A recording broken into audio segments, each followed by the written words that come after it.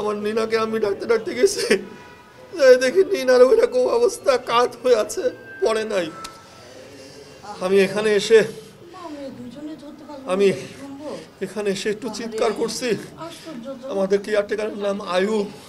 আমার কাছে মনে হচ্ছে যে আয়ুবকে ডাকছি। আয়ুবকে ডাকার পরে বেশ কিছু সময় আমি শাউটিং করছি। প্রথমে যিনি আসছেন উনি আমাদের এইচসিআর ভাবি সাহেব। উনি এখানে দেখে তো উনিও পাগল। তারপরে আমি আমার এই শ্যালককে প্রথমে ফোন দিয়েছি। আমার শ্যালককে ফোন দিয়েছি।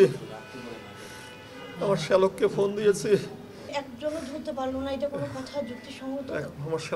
দিয়েছি হলো 11টা 23 মিনিটে। 11টা 23 মিনিটে আমার শ্যালককে প্রথমে ফোন দেয়, আমার বড় শ্যালক। ও রেসপন্স করে নাই।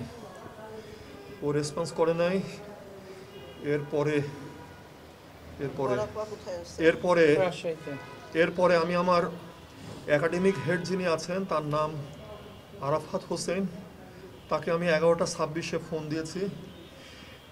আমি শুধু বলেছি আমার হয়েছে। এরপরে আমার ইনস্টিটিউশনের হেড, উনার নাম মুনিজা মঞ্জুর, উনি আমাকে 11টা 28-এ ফোন দিয়েছেন, ফোন ব্যাক করছেন।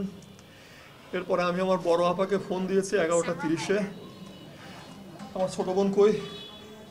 ছোট বোন বাইরে গেছে, তাকে আমি ফোন দিয়েছি 11টা 31-এ। আমাদের ধানমন্ডিতে আমাদের অ্যাকাউন্টস ম্যানেজার যিনি আছেন মিস্টার মিজান, উনি আমাকে 11টা 33-এ ফোন দিয়েছেন বাসার লোকেশন জানার জন্য। আমি আমার শ্যালককে আবার ফোন দিয়েছি 11টা 35-এ, রেসপন্স করতে পারে নাই। 11টা 36 আমার ছোট শ্যালক উত্তরাতে তাকে বলেছি, সে বলছে আমি আসতেছি। এরপরে আমি আমার এই শ্যালককে 11টা 39-এ, কারণ আমার শ্যালক সবচেয়ে নেইবার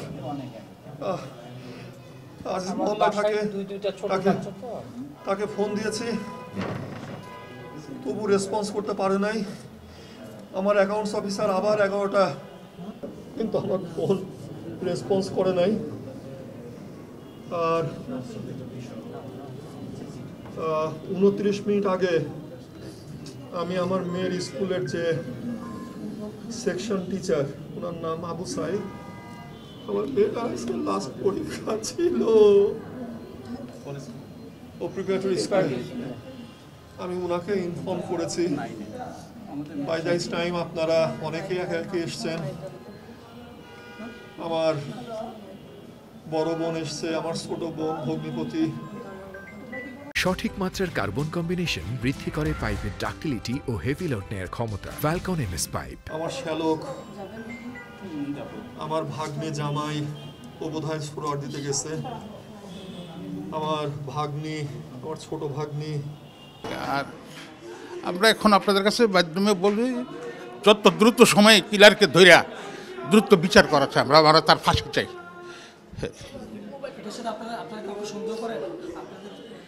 আমাদের পরিবারে না, এই যে কাজের মেয়ে, কাজের মেয়েকে ধরলেই বাকিটা আসবে। এই সময় তো কেউ ছিল না বাসায়, ওরা দুই মাঝি ছাড়া, মা আর মেয়ে দুজনে ছিলেন।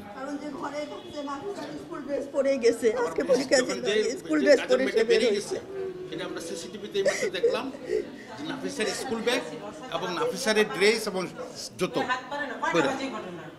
এটা কটায় টাইম তো আমরা বলতে পারি না। না না না, আমি ওর ফুফা।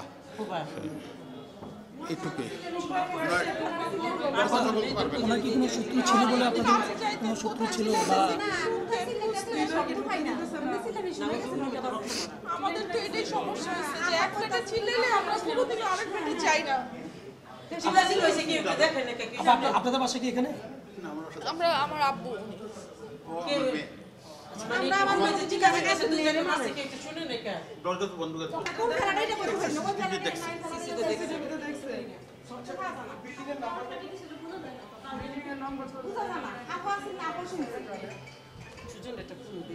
আপনি তো উপরের তলা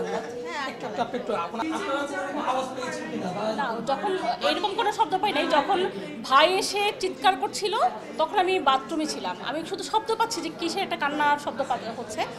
দৌড়ে যখন আসলাম, এসে দেখি পুরা বাড়ি রক্তাক্ত, নাফিসা গেটের সামনে মাথা নিচু করে এখানে, আর ভাবি ভেতরে 2 বেডরুমের মাঝখানে শোয়া, আর হচ্ছে গিয়ে ইয়া করা আলমারি খোলা আর কি এরকম। না না, আমি তো বললাম পরে আসছি আমরা। না হ্যাঁ, আর এখানে যে মানে ফ্ল্যাটের মানুষজন ছিল।